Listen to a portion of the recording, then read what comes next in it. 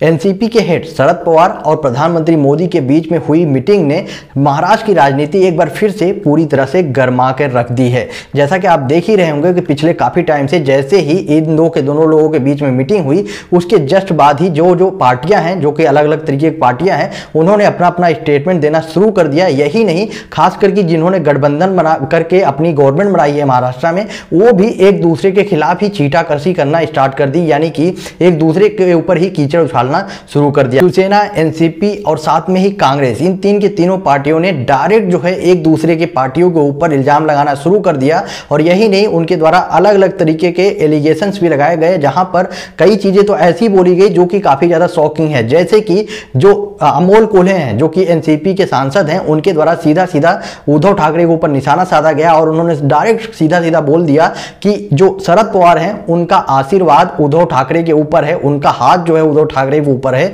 जिसकी वजह से उद्धव ठाकरे आज सीएम की चेयर पे बैठे हुए हैं। मतलब सीएम के चेयर पे बैठाने वाला उद्धव ठाकरे को कोई और नहीं, खुद जो है शरद पवार हैं। और जिस दिन भी शरद पवार चाहेंगे, उस दिन उद्धव ठाकरे को अपनी कुर्सी गंवानी पड़ेगी। जिसके बाद कई लोग जो है अपनी अपनी तरफ से स्टेटमेंट दिया गया और उसके बाद जो ये मामला काफी ज्यादा गर्मा गया, तो काफी अलग अलग तरीके के जो पॉलिटिशियन हैं, क्योंकि शिवसेना की तरफ से भी इनको नीचा दिखाने की कोशिश की गई। अब इन्हीं सब चीजों के बीच में आज एक और स्टेटमेंट आया है, और ये जो स्टेटमेंट आया है, ये शिवसेना के पूर्व सांसद शिवाजी राव पाटिल हैं, जो इनके द्वारा सीधा सीधा स्टेटमेंट दिया गया है, जहां पर इनके द्वारा बोला गया है कि जो ये लोग जितने भी हैं, जैसे कि अमोल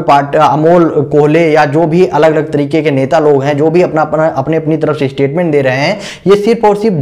जहर घोलने का काम कर रहे हैं, मतलब कि तीनों पार्टियों के बीच में। यही नहीं, उनके द्वारा ये भी दावा किया गया, उनके द्वारा सीधा सीधा दावा किया गया कि आने वाले 25 साल तक महाराष्ट्र में, आने वाले 25 साल तक जो शिवसेना है उसका ही राज होगा। यही नहीं, उनके आगे आने वाले 25 साल तक महाराष्ट्र में सीएम कौन बनेगा, इसका फैसला सीधे सीधे शिवसेना करेगी। शिवसेना जिसको चाहेगी उसको सीएम बनाएगी, और जिसको नहीं चाहेगी वो कभी भी महाराष्ट्र का सीएम नहीं बन सकता, जब तक कि शिवसेना की पार्टी उसके साथ सहमत नहीं होगी। मतलब इनके द्वारा सीधा सीधा दावा किया गया है कि 25 साल तक